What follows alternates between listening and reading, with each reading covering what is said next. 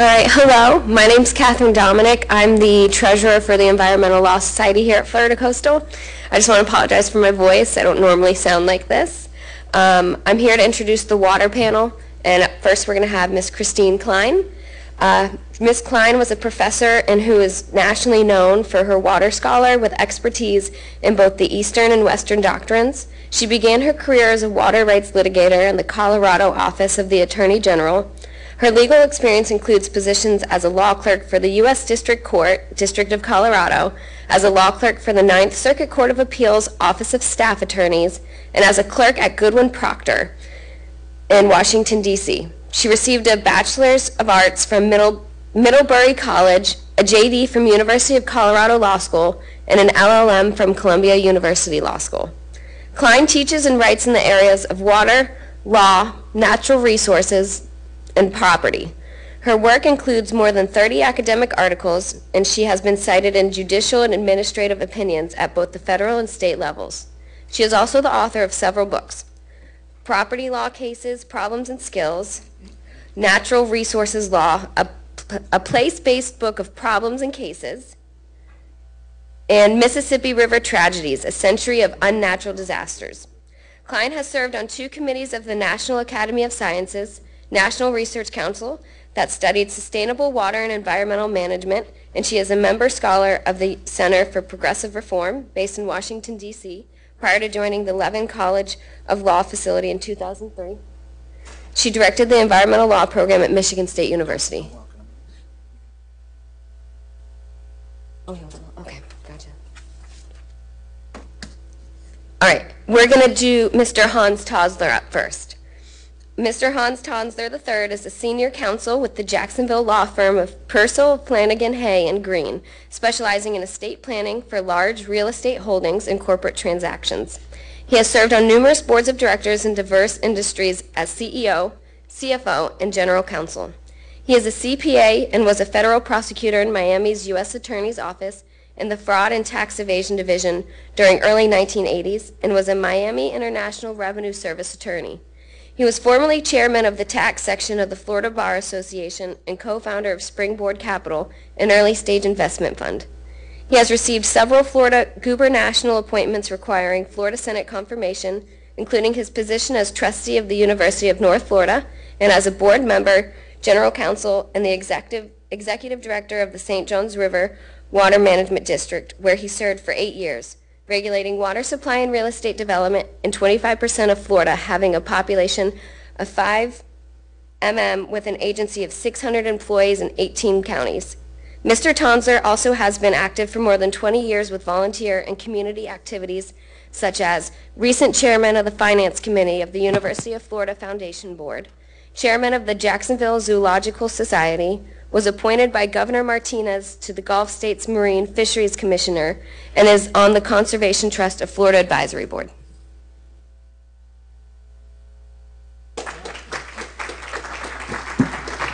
Well, thank you very much. And like my predecessor here, I also have a touch of laryngitis, so, but you'll work with me, I'm sure.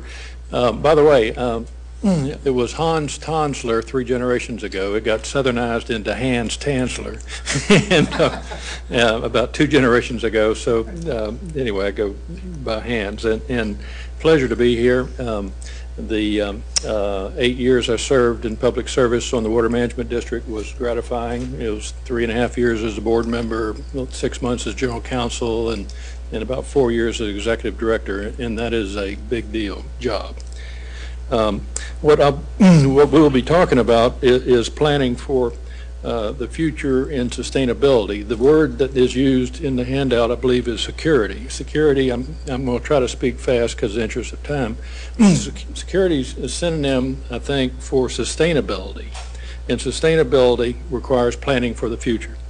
And so I'm going to dwell on the planning for the future. But the guiding principles of planning for the future with respect to water sources has an element of local first is a preferred source. But on the other hand, there's clear statutory authority that it can be inter-county, inter-district, inter-basin, provided that certain public interest tests are met. And these tests are set forth in, as all of this, in Chapter 373, but those tests that I'll speak of are in 2233. All right, so here are some realities that we have to plan with. Reality number one, Florida's growing. And there was a year during the recession, it was zero growth. Now I think Bureau of Economic Research, University of Florida, has it about 1.8. It may even be slightly more than that. But on the other hand, prior to the recession, it was 3%. But Florida's growing, people are coming, and they're not bringing bottled water with them. And so we've got to plan for that. And giving Florida as a tax haven and no hurricanes in a decade, there's just no stopping it, I don't think. Second reality is the district's, one of its most core missions is to plan for suggested water sources to meet the needs of all future users. And that's these people, which tend to be public supply. It could be agriculture, it could be industrial, but it's all users. And it's not up to the districts to try to force them to use less. We try to encourage it, we try to subsidize opportunities to use less. Our job is to plan for sources that would meet scientific tests. And so what we're finding more of is that CUPs will be increasingly challenged and limited by availability of groundwater. And that's groundwater is limited primarily by the science behind CUPs to avoid significant harm and the science behind MFLs to avoid unacceptable harm. And so that's one thing that I will be talking about. I'm going to go somewhat fast here. Declaration of State Policy in .016. Water resources managed on a state and regional basis is a policy. Encourage sources nearest area of use whenever practicable. And then recognize that under certain circumstances the need to transport water from district sources may be necessary. All right, so when that becomes necessary, the governing boards, when issuing a CUP involving the transport and use of ground or surface water across county boundaries, shall consider the public interest, and with respect to that, these tests, proximity, technical feasibility of other alternatives, the potential environmental impacts or conservation efforts adequate instead, consult with local governments and existing capital investments in infrastructure. And then where water supply plans have been adopted, and the district's obligation is to adopt them, ideally every 5 years, that those plans shall be a basis for the board's consideration. Now this legislative session, they added a 2B effective July 1st, and it happens to apply to competing applications for a single source. And then it goes on to state that the governing board or DEP shall give preference to the application where the use where the source is nearest to the area of use. Now this is one which seems to be coming close to a directive, but it refers back to .016, which gets a little bit circular because you get back to the tests again. But this is new, and so effective July 1st. All right, so these plans, as I mentioned, are part of our core mission. The headlight beam for a district is 20 years in the plan, and then the plan is to what are the available sources that can be tapped and protect the environment from unacceptable harm. That is close to a mission impossible, but it is something that we must do and will do, and I'll show you how we plan to do it. And then in evaluating the water resources on the supply side and evaluating the water on the demand side. And then in looking at that, what are potential alternatives to groundwater, how to expand the pie. All right, so reality also, this is an example of a planning region in North Florida. There's also a planning region in Central Florida. But this groundwater model here, called NEFSAG, is North Florida, Southeast Georgia model for the aquifer in this area. We share that aquifer, the Upper Florida, with Suwannee District and South Georgia. We've got no regulatory authority over Georgia, and most of our data is from assumptions of what's being used with respect to aerials over crops and other things where we can deduce what might be the demand. But this modeling is important, and this model is functional. And I'll go on to state that mothers, if your sons can't be cowboys, they need to be modelers, because there's going to be demand for modelers. Modelers are going to rule the water world, and the models are increasingly more sophisticated. Now, some will say, these are old quotes, predictions are difficult, especially when it's about the future. Another one's models can be very precise in their output and be precisely wrong. But today, the water management districts have stronger computers. I mean, much stronger. And we can produce finer grid spacing on the output side. But the reality is, it's only as good as the data inputted. And so we've been all about trying to cultivate more data with groundwater monitoring wells into the upper and the lower aquifer. And as those wells are in place, the quality of the data increases. So in effect, the pixel of the output, which is how refined is the area that we are predicting would be impacted by withdrawal or something that occurs elsewhere, is available to be produced, but the data has to be there to make it credible. And then you get into questions of, are you doing a steady state model which assumes an average condition, or are you using transient which assumes certain future events are going to occur as far as the climate or land use. Now, the difficulty in modeling, one of it is that the aquifer is fairly complicated. You got the superficial, you got the upper Florida, and then you got the lower. And only 15% of the rainfall recharges the aquifer. Now, this area here, which is that similar planting region, these colors are important because they show the recharge areas. If you note on the Swanee side that the brick red is high recharge. You notice in Jacksonville, east of 295, it's zero recharge. It's in effect discharge. And the in-between is better, and the ridge in the middle of the state is medium, which is roughly US 301. But groundwater knows no boundaries. I mean, it will flow based on hydrologic pressure, based on how recharge occurs or where rain falls. Now, the very crude initial projections of future demands would use two variables.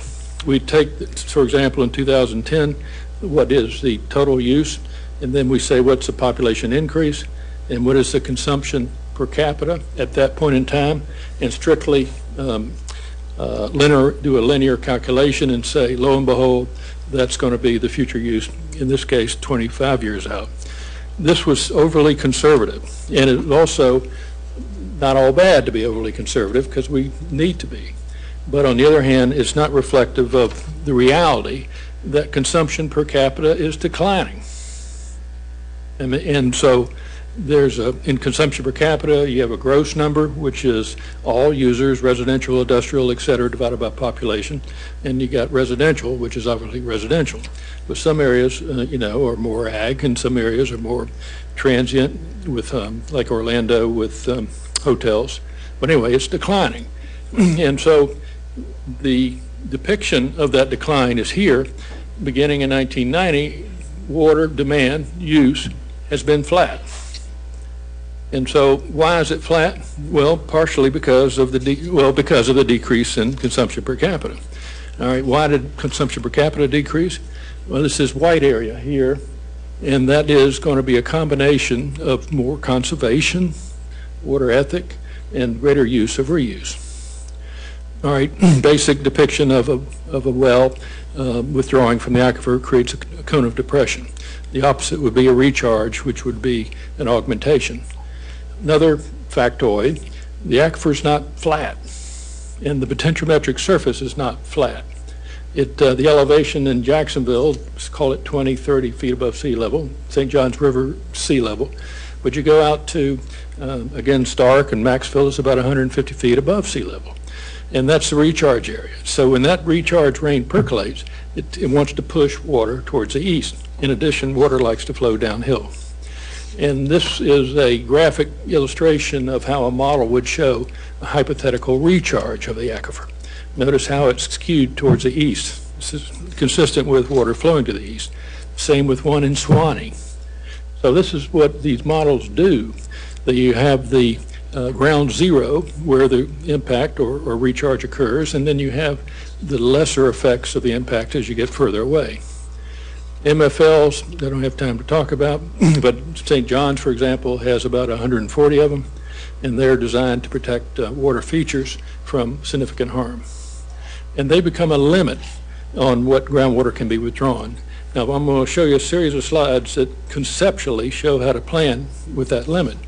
Now, sustainable groundwater use range, this is a hypothetical conceptual illustration of what might be the average of the mosaic of all of the aquifer levels across a planning region.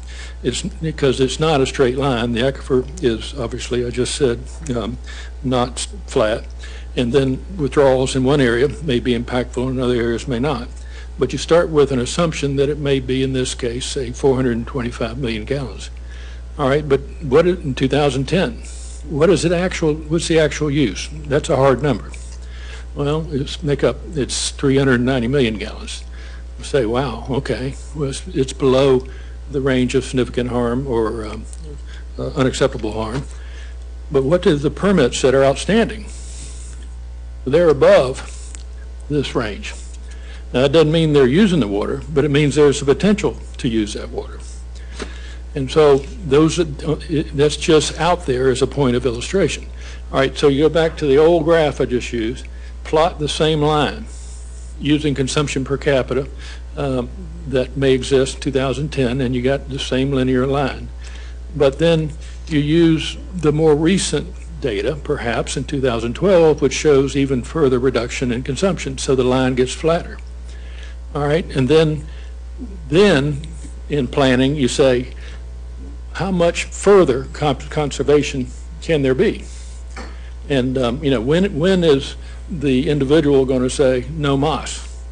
You know, and so don't know, but we have opportunities to think about it, and water ethos we think is improving, and so we can predict there will be additional conservation. And then also we can predict, and this is going to be part of the future, additional reuse. Water can't be wasted. You don't consume water, you borrow it. And so it goes somewhere, so it can be reused somehow. All right, so why is this optimistic prediction possibly true? This is Gainesville Utilities here. Its permit got renewed on my watch, and they asked for an extension of their permit, but no increase in allocation. And so they said they'll meet the increased demand through conservation and expansion of reclaimed water. And so they got their permit. So they thought they could do it. And then that's in the area of Gainesville, where population is expected to grow 25%. All right, so besides conservation, there are other opportunities to enhance alternatives to groundwater, and then also to perhaps even recharge the aquifer. But as you can see, the economics of those alternatives start to get expensive depending on the location and how far and what are the alternatives. So there's going to be Adam Smith's invisible hand of microeconomics will come into play. And the district doesn't tell applicants which one. Applicants pick one and come to us, and we say whether that works. All right, so if we hypothetically take all of those lines and bring down the line conservation with reuse and alternatives to groundwater, but also recharge the aquifer, you know, either indirectly or directly. Indirect would be with rapid infiltration basins using gravity, and direct would be injection. But if we recharge the aquifer, creating a cycle, then that fuzzy line goes up because there is an augmentation of the aquifer. And this is approaching sustainability and water security. This is what planning is all about. And then with the proper leadership, it can be achieved. Here's a rib, for example, an image of one in Orlando. It looks like a giant sand trap with a fountain, but it's percolating water. Now, this isn't a drill. The districts are looking at recharges in North Florida. looking at. All right, so switching topics here. All right, when Toby was walking around the land remembered, this is what the state looked like. This also is Vero Beach, and just west of Vero Beach is Blue Cypress Swamp. Blue Cypress Swamp was not drained at this time. It is and was the headwaters of the St. Johns River that starts to flow north. Now, one major project the District St. Johns is undertaking is to restore that swamp, and is doing it by shunting the major canal that the Army Corps built, C-54, so that water is blocked from going to the Inner River Lagoon and instead flows through a marsh and heads north up the river towards Mayport. And this is an image of it. All right, so St. Johns River, I'm just going to touch on it because someone asked me to touch on it, so no tomatoes. I'm just mentioning some factoids. About 5 billion gallons a day of fresh water flows out Mayport. That's on the average. You know, some days not much, some days a lot. There exists dozens of withdrawal points along the river that already exist, both for water supply, reclaimed water augmentation, and power generation. I mean, right here in Jacksonville is one of the major permits. And the Headwater Upper Basin project I mentioned will add water to the river. And there's a scientific study that looks at the effect of possibly, make up a number, 150 million gallons that may be on the table in Orlando. But 150 happens to be 3% of 5 billion. And so the question becomes, you know, scientifically, is that going to be a significant harm, measurable harm, you know, even any harm? And that will be part of the debate. But and under the new statute as well, that will be effective July 1st, DP and the districts are mandated to come up with a common definition of harm, because believe it or not, there is none. And there's also not a definition of significant, and there's not a definition of unacceptable. And because each district has different environmental systems to which different standards may help define that. So that's as fast as I can go in 20 minutes. And I could spend 20 minutes on each of those slides, but that'd be another day.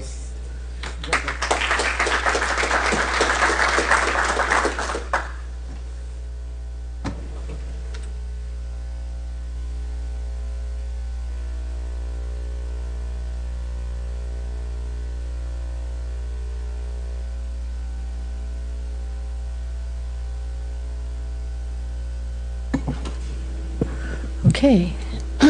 Good afternoon, everyone. Thank you for having me here today. I'm going to take a broader view than Hans did. I'm going to look from a national perspective, and I'd like to point out what the opportunities are for water security and what the challenges are. And hopefully we will learn from one another, and we can learn from the mistakes and the successes that other states have had over their history. Water security is not subject to any one definition, but the United Nations World Water Program has attempted to define it. So it's important first to think about what we mean by water security or water sustainability.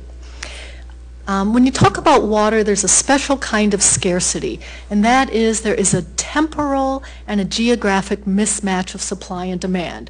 So if I asked you, does Florida have enough water, you couldn't just say yes or no. You'd have to say when, where. If we're in the midst of a flood and we're trying to shunt water out to the ocean, you'd say, yeah, Florida has more than enough water.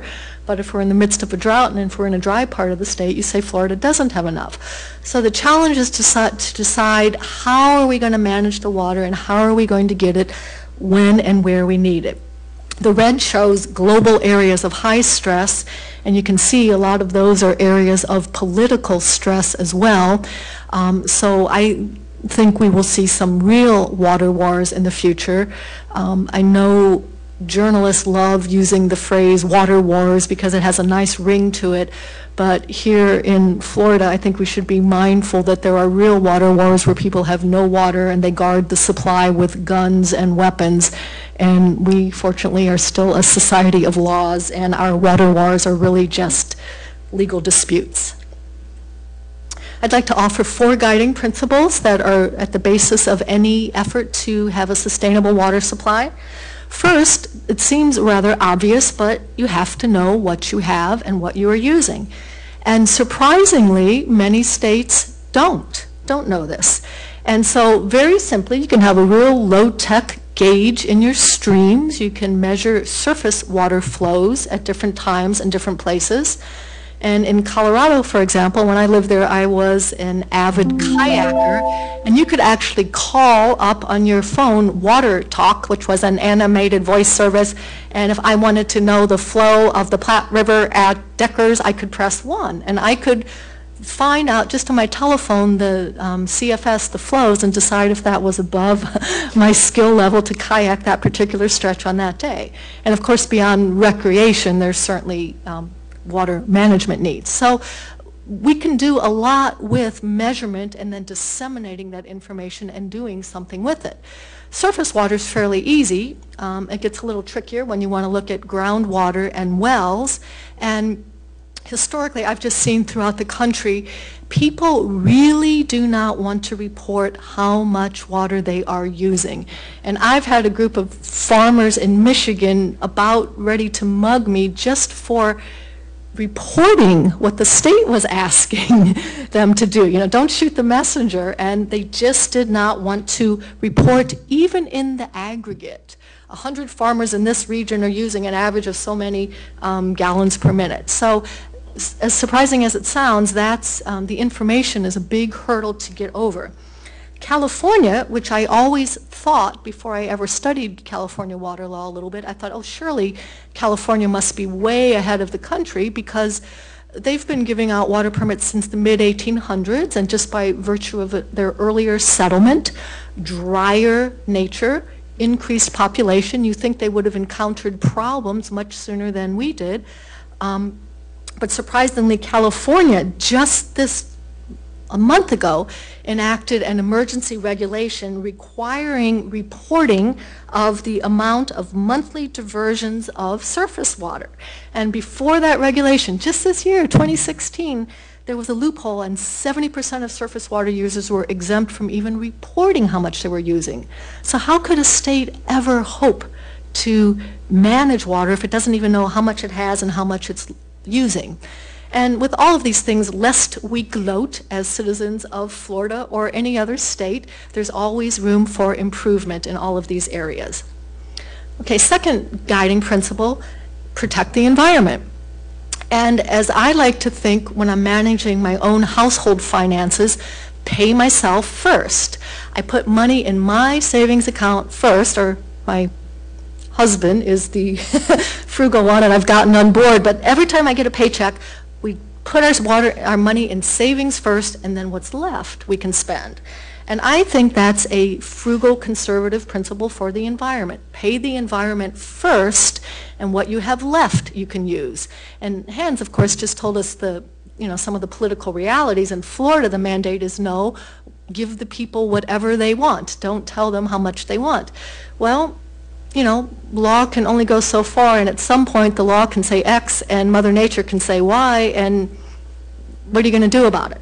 So my suggestion from what I've seen is protect the environment first. So why? Well, we can get all warm and fuzzy and say because we love the environment. That's a good reason. That's a fine reason. Or we can get all hard-nosed and we can talk about the invisible hand of the market if you want. And water provides very real ecosystem services. And there's been a lot of work to actually quantify how much, in terms of dollars, various water sources provide. And here's one ecosystem service, right? The Weeki-Wachee mermaids. And if it were a spring with no flow, or if it were polluted, it wouldn't be worth any money to us in terms of recreation. But more broadly, with river ecosystem services, for example, wetlands can purify water, they can be nutrient buffers, they can protect against erosion, they can help produce soil over time. They can do any number of things, and these produce real dollar benefits. I've seen communities that needed a new water purification system that would cost, let's just say, $1 million, Or instead, they could build a constructed wetland for $500,000 that would also provide the neighborhood people with a park and a place to walk their dogs and enjoy. And you could measure, you didn't have to build that $1 million water treatment plant. Instead, you could build a $500,000 wetland. And so that is $1 million of ecosystem services. So there's a lot of work, especially for the students, in really getting into the ecosystem services area and quantifying the value of environmental amenities. Wetlands perform a lot of ecosystem services too. They buffer storm surge, they protect us against hurricanes, they can sequester some nutrient runoff from agriculture. They are a nursery for recreational fishing and for the various life cycles of aquatic life. Okay, so once we've measured what we have and we decide we're going to protect the environment, how are we going to do that? Well, in Florida, we have MFLs, as Hans was talking about, minimum flows and levels, and we can set a minimum flow of a surface stream beneath which we find the level of harm to the environment unacceptable by whatever term we're going to use or how we're going to define it.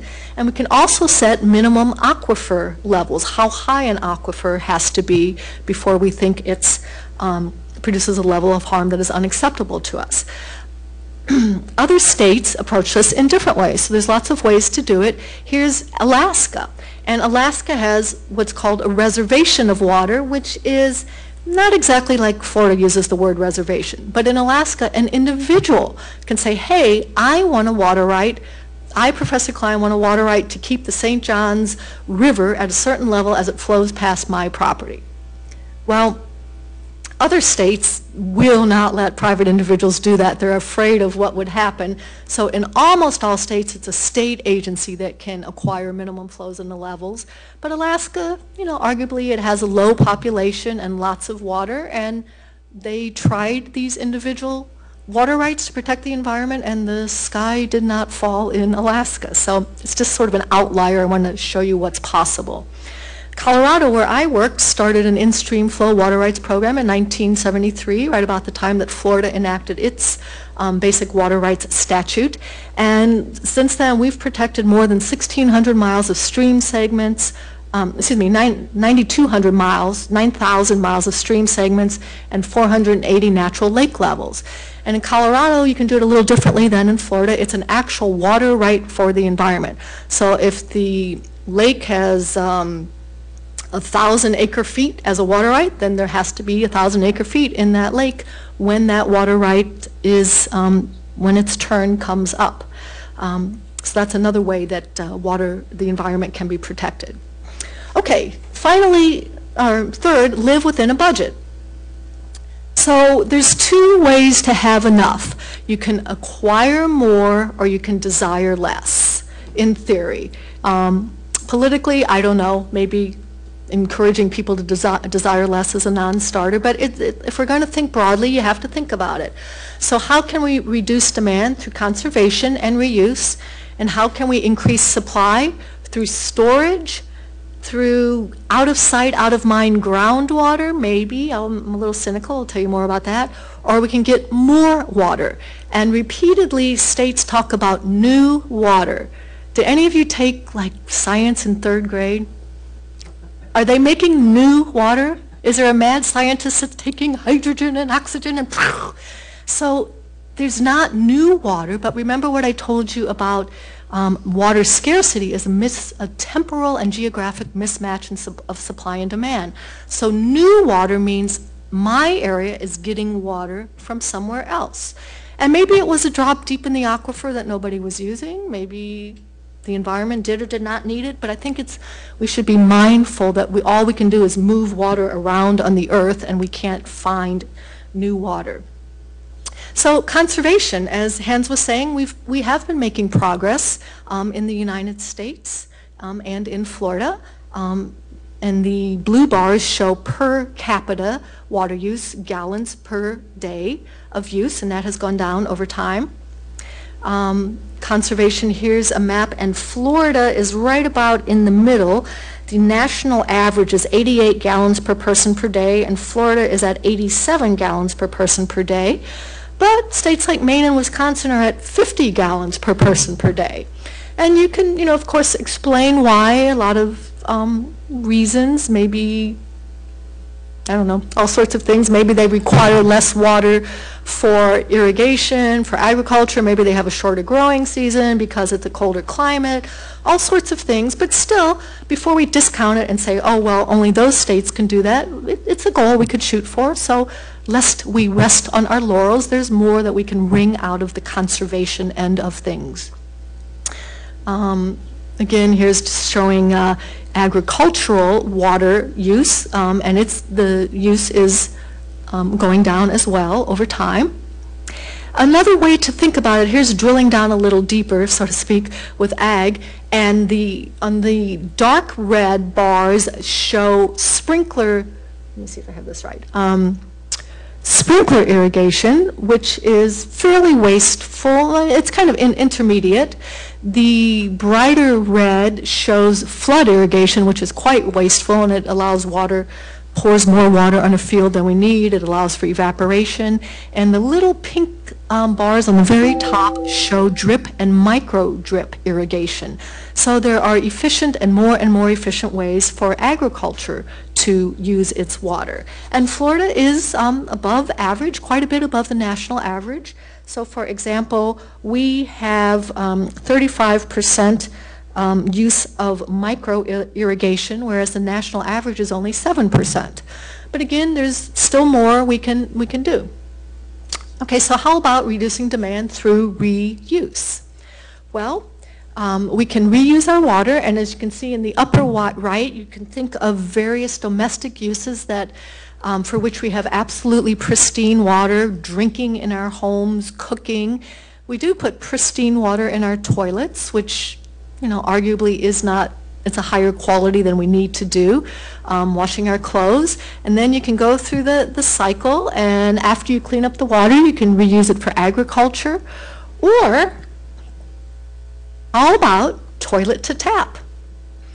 And lest you laugh, some places that are very, very water stressed, Big Spring, Texas, Cloudcroft, New Mexico, are doing this.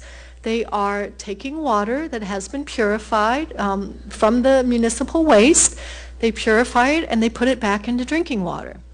Well, it happens all the time. You just don't see it. So think about places that use surface water.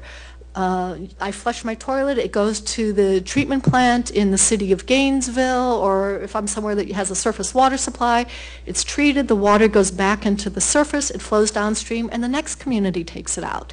Similarly, if we put some treated water in the aquifer, someone else may take that water out. If there is water let's just leave it at that. So all water is reused. All water is reused. It's just a matter of the amount of time between the reuse and the amount of treatment that occurs, and the amount, frankly, that the citizens know, because there's the yuck factor.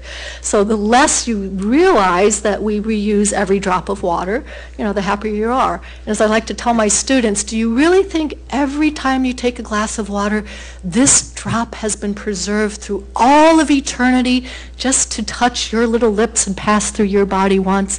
No, it's been through dinosaurs, it's been through presidents, who knows? That's beyond our ability to model and to trace, but almost all water is reused to some extent, but we can increase our reuse. Okay, so increase supply. Storage is a huge way to increase supply. So in the West, virtually every river has a cement plug put into it that creates a reservoir. So the snow melt funnels into the reservoir, and then in the West, the dry season, the ag season is in the summer, and you release water that was snow melt from the reservoirs, and you irrigate your crops. In flat Florida, well, we don't have easy storage opportunities, although we have some. So we are doing some things. For example, we used to have all the water flow from north to south, and we would divert it to the east and west in the name of flood control. But now that we realize, oh, hey, maybe we should reuse some of that water rather than let it become salty and then have to pay for a desalination plant or something, We're now trying to replumb South Florida and the Everglades and Central Florida and keep some of that water in water conservation areas, which is a type of storage, reroute it still for the vegetation in the Everglades, and also, as Hans was saying, some aquifer storage and recovery. If we don't have these mountain valleys where we can build surface reservoirs, we can inject it into the Floridan aquifer and use that as a type of underground reservoir from which we can draw later. Okay. Out of sight, out of mind. Another thing states and communities do is they say, oh, hey, don't have enough surface water, we'll just use groundwater. This is my favorite. California does this. Well, if there's a river here and it's completely over-appropriated, that is, there are more water permits promised than there is water, and in California, in some places, there is an 800% over-promise. So if a river is over-promised, can you just drill a well right here and say, oh, I found some new water? Guess what? Every drop I take out of that well, depending on the nature of the aquifer, might just take a drop out of the river. So you're taking that water from one person and giving it to another. But nevertheless, for the longest time, you'll find crazy court cases saying, oh, groundwater is mysterious, we can't possibly regulate it. So people withdraw groundwater with impunity, and meanwhile, you know, surprise, surprise, it is impacting the surface supply in some degree over some period of time. Okay. The red shows some of the world's overstressed aquifers. The world is turning to groundwater, and we are reusing the groundwater at a much, much faster rate than it was supplied by nature. So it's actually called mining, groundwater mining. Just like you can take oil out of the ground at a much faster rate than geologic processes formed that oil deposit, we also take water out of the ground at a much faster rate than recharge. Okay. All right, so let's get more water. That's my favorite. Let's get more water. Here's a cautionary tale. This is jawbone siphon from California. By the way, from your grade school or high school physics, how in the world do you transport water over a mountain? How do you do an intermountain diversion, a trans-mountain diversion? How do you get water to flow over a mountain? What's the physics behind that? Lots of electricity. It's really complicated. Here it is. Water flows uphill toward money. That's a law of physics. And in many cases, from early on, water flows from the interior of California up and over the Sierra Nevada mountains to LA. LA has been the big giant. So here's a cautionary tale. And Hans was saying how we are doing some very modest trans-basin diversions. We're taking a little water from Central Florida and moving it. But let's see what happens if you carry that to its logical extreme. California first built an aquifer, the blue line, let's see. Let me get the statistics. 1913, they built the aqueduct to the Owens Valley, and it was 215 miles to bring water. Then in the 1920s, that wasn't enough, so California started diverting water from the Colorado River. Then in 1930, it still wasn't enough, so it extended the pipeline farther to Mono Lake, 440 miles, bringing water from northeastern California over to Southern California. Talk about water wars. The people in the eastern part of California bombed, they dynamited LA's aqueduct. It's the stuff of movies. What's the? Chinatown. It was a real water war, not the fake kind of water wars we like to write about at this point. And wouldn't it be great if it worked? Oh my gosh, you can get more water, you can go from the next basin, you can go across the mountains. Does LA have enough water today? No. And I would submit to you there is never enough. It's like building a highway. If you build it, they will come. If you expand a highway from 2 lanes to 4 lanes to 6 lanes, more cars magically appear. And it's really hard to entirely build your way out of a water crisis. Okay, so look at California, look at Florida. Where are most of the people in California and Florida? In the south. Where is most of the water in California and Florida? In the north. Aha! We have a solution, right? We're going to ship all of Jacksonville's water down to Orlando, Miami. Well, maybe so. I think we should do some of that, maybe in some limited degrees, but just keep the cautionary tale of California in mind. It's a good idea, but it doesn't necessarily work. Likewise, in Colorado, where I spent my formative career years, all the people are in the east, where it's dry. There's Denver, Colorado Springs, Pueblo, Boulder, Fort Collins, the Front Range, and all the water and the ski resorts are in the west. And Colorado has made dozens of trans-basin diversions. And if you go to the western slope with your fancy Boulder ski gear and your license plates, you are not really, I mean, you're welcome because you're going to spend money there, but there is a real animosity because of water between eastern and western slope users. Okay, so here, as Hans was saying, Florida does allow, while Florida says we should use local sources first, Florida does allow some diversions of water from one place to another. And Hans, you're more up to date on this than I am, but at one point I constructed a grid. The laws and regs are kind of confusing. You can have surface and groundwater, and you can move it across political boundaries, county lines, and across surface hydrologic lines, and there's slightly different public interest language and requirements in the statute for each. So it's my understanding it's still a little bit confusing exactly what we can do in terms of moving water around in Florida. Maybe one of the 10 commandments should be, thou shalt not covet thy neighbor's water. So before we get overly zealous about moving water around, we should think carefully about why we're doing it, how much, and exactly what we can achieve. Okay, finally, maintain flexibility in light of climate change and changes in the future. One of the best things Florida has is a renewable permit for 20 years. Okay, I'm done. Shutting you off. Wow, there's the lights out in the barn. You can finish. We can hear you. I'll just say one thing about that, and that is simply that there's always pressure to make water rights last longer and longer and longer.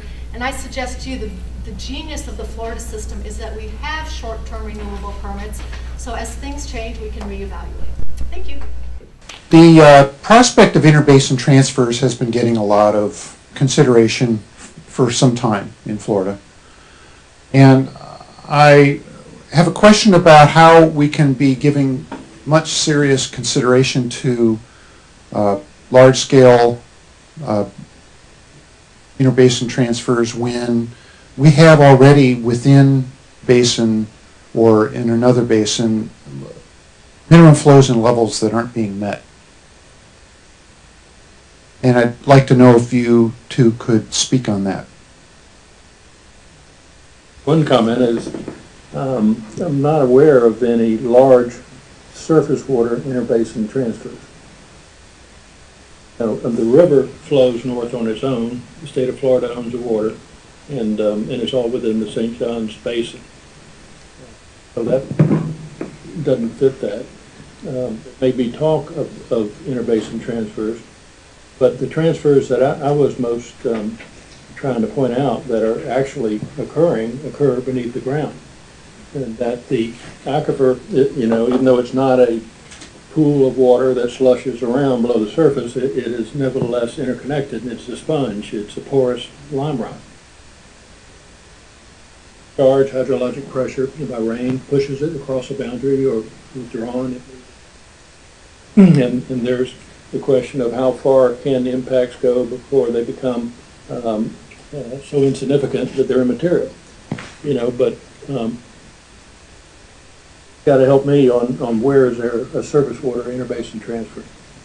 I'm not aware of one in St. John. I'm not saying that it's happening today, but there has been talk of large scale piping across the mid-state area. I recall something from Leesburg. Yeah, and that one's off the table, at least it was on my watch. Let's just talk hypothetically. It doesn't even have to be Florida. There are many states that do have big transbasin diversions, and there will always be pressure for that. One could, if we had political courage, I don't want to be hard-hearted. If we have plenty in the north, we should share it. But at some point, there should be limits. And one could say, for example, if one region is using more per capita than another region, until you are below that region, until you've helped yourself through conservation, you shall not covet your neighbor's water. Or we might say, unless you have set so many miles or aquifers of MFLs and satisfied them, cleaned up your own backyard, you shall not covet your neighbor's water. So there's lots of ways you could have carrots and sticks to say, yes, you can get more water, but you first have to exhaust the cheaper stuff close to home that is not politically popular that you want to do. So for example, in Colorado, they wanted to build yet another reservoir, and there was actually a court case that said, no, you can't do it, Denver, you have to install low flow toilets before you can build a new reservoir.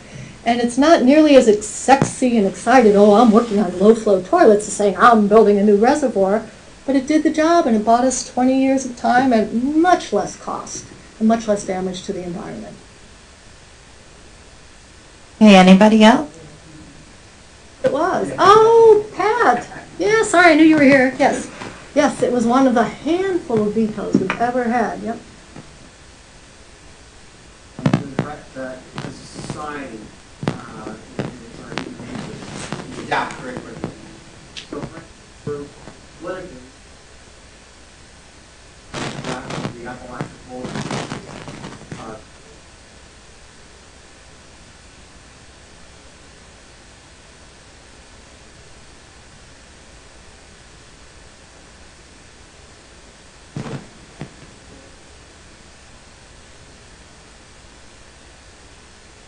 we speak to government should be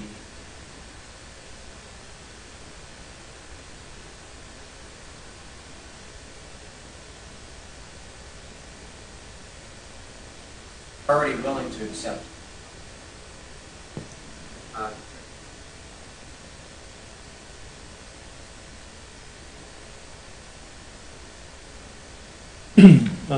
I'm not totally sure I understood the question, but the Florida has, under the best water statutes in the nation, protect the environment and uniqueness of the water being owned by the state and not by any individual. There's no riparian rights, there's wastewater by utilities.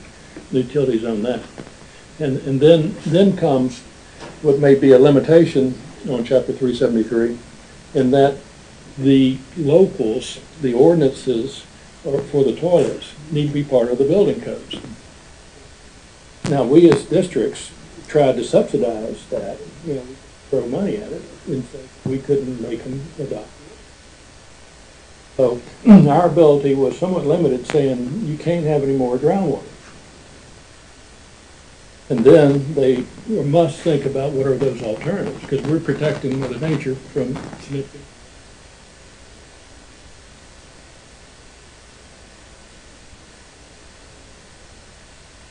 The ethics and ethos of water, I think, is improving dramatically. We're just more aware. Now, the districts did put out a edict about restricting watering your lawns 1 day a week or two. But the little-known kind of convenient truth is we couldn't enforce it without a lawsuit. And so we didn't have police, and so we encouraged cities and county ordinances to adopt it. And many did. So, I don't know, she's living Frank Maloney. So what you're saying is really it's the frog in the boiling water, right? It's cool and it gets warmer, warmer, and warmer, and pretty soon you're dead, and it happens so gradually you didn't notice. I think it is good that Florida is shifting use to the surface because we can see our impacts, and now there's outrage. You're talking about just a little bit of drawdown of the St. Johns River is drawing outrage. That's good. We'll have a nice political, democratic discussion. We'll see what's happening. I think it's paying yourself first, setting the minimum flows and levels and enforcing them, not recovering them, enforcing them. I think it's also charging more for water, charging the true value of water and factoring in those ecosystem services that we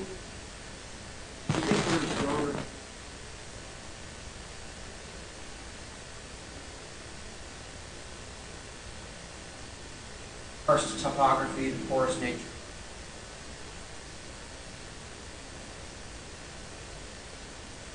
What the condition of the groundwater is like in business. I think that, California, yeah. again, it truly is. I think that helps us. And Florida does have a statute that regulates surface and groundwater together, which is also a stroke of genius. But again, always lest we rest on our laurels, I've seen many a good statute in writing, and it's only as good as the enforcement and the political will. I'm about as interested in the environment as it comes, and I couldn't. And I self-restrict, but I can't say. So that might as well not be there, you know? So there has to be more something to to help us do the right thing, encouragement. Yeah. Thank you. Odd numbers are sending.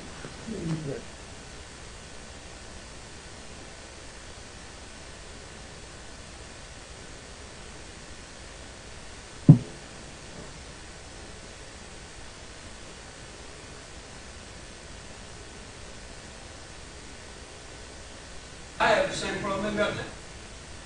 Yeah, you're right. I mean, there ought to, you know, on one hand, be a consequence to your choice of where you want to live. You know, and on the other hand, if you're talking about Orlando, which I think you might be, they happen to be about 80% reuse.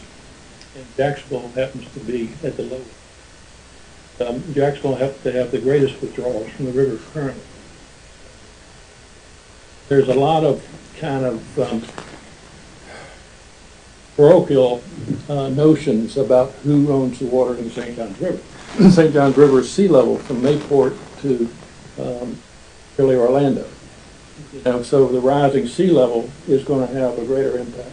The dredging has a significant impact. In 1913, when Bartram was pouring, there was the depth of the river at Mayport was like 13 feet. You know, sort of like at Matanzas Inlet and Nassau Sound. So you cut a wedge, all of a sudden, with 13 feet, 5 billion gallons of water, it acts like an underwater dike. You know, it locks over. Cut a 45-foot wedge, and you throw the tide in it, and then you got consequences.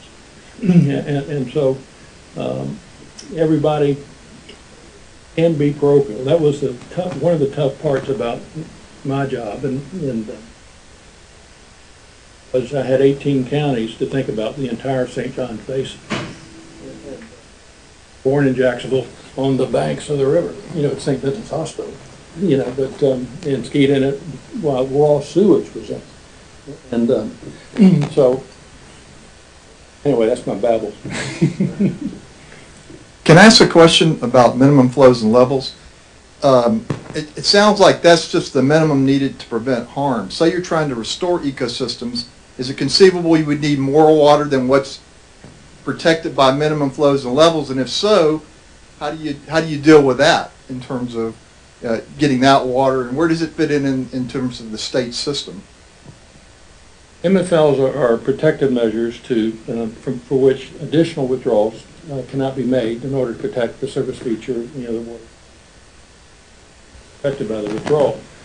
Now, project-wise, you know, what we're doing in River Lagoon, what I was showing about restoring the headwaters, you know, somewhat fits that.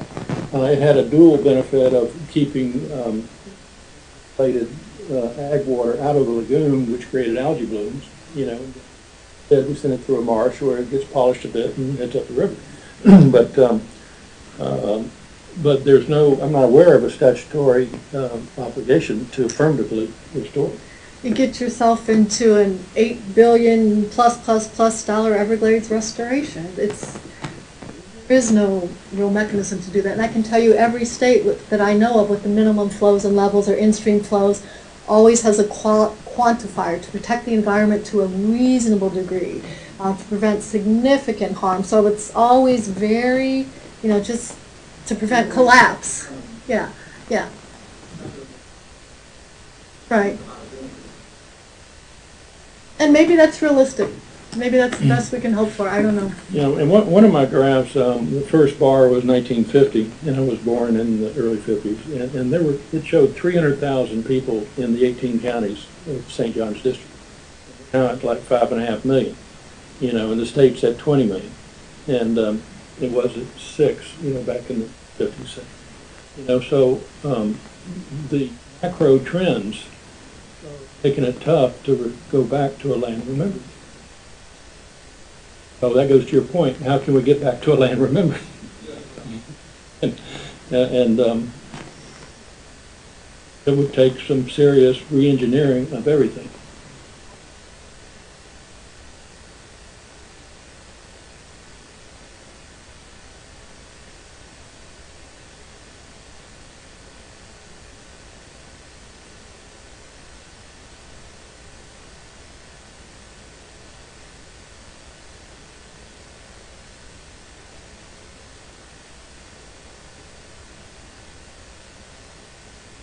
They're better at responding to emergencies than planning, right? In almost anything you can think about.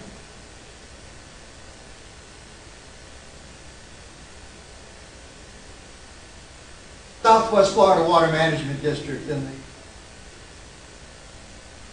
aquifers, surface water. Sound reasonable to get.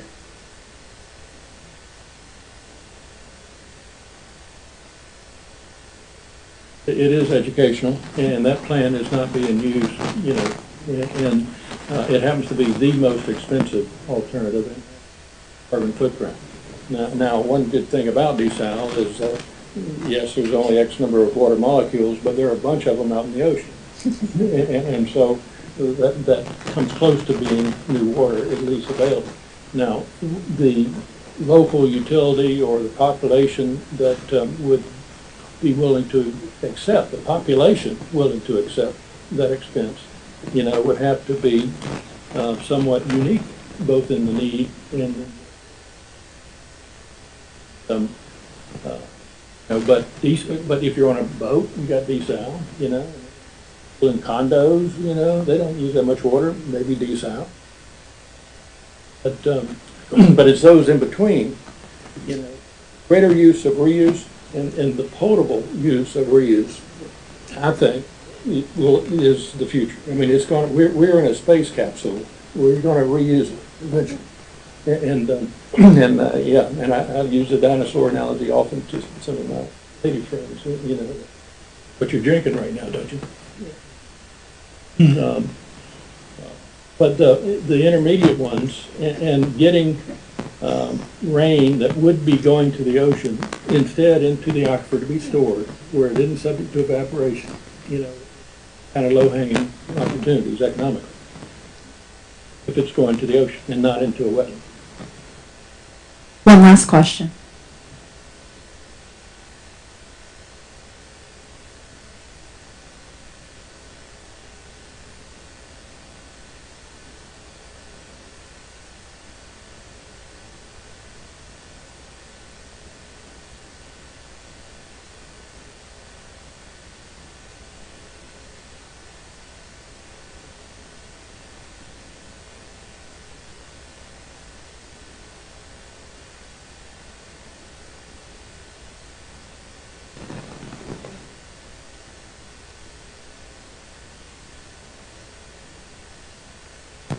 I would just say two things about that. I meant charging the user more, so you have a certain basic amount so everybody has their human needs met, but then if you do a lot of landscape irrigation or something, after a certain amount you pay much, much more per gallon.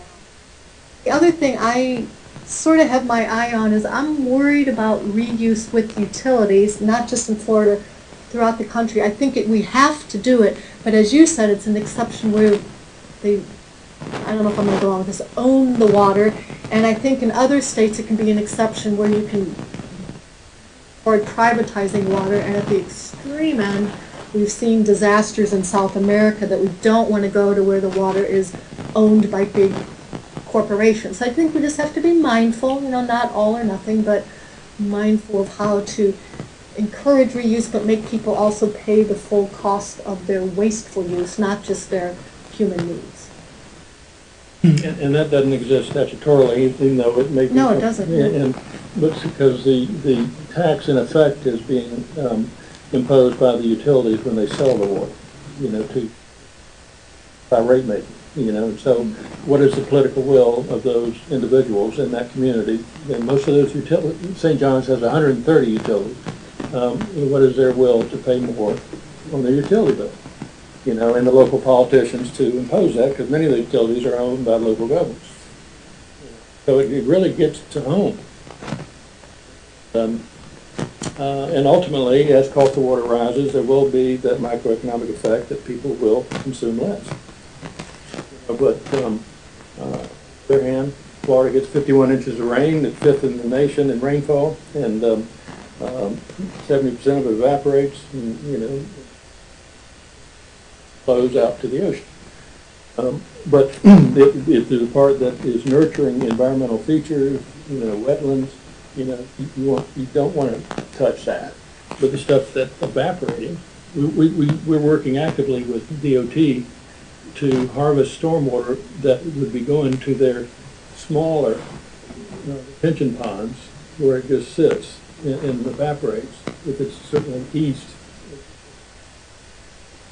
Instead, move it into a storage area where utilities can tap into it and augment their reuse, called stormwater harvesting. You know, and another extension of it could be to perhaps, you know, pump it or have it somehow be stored in the aquifer. So water that's being lost to evaporation or to the ocean, you know, is being considered. Thank you very much. Thank you.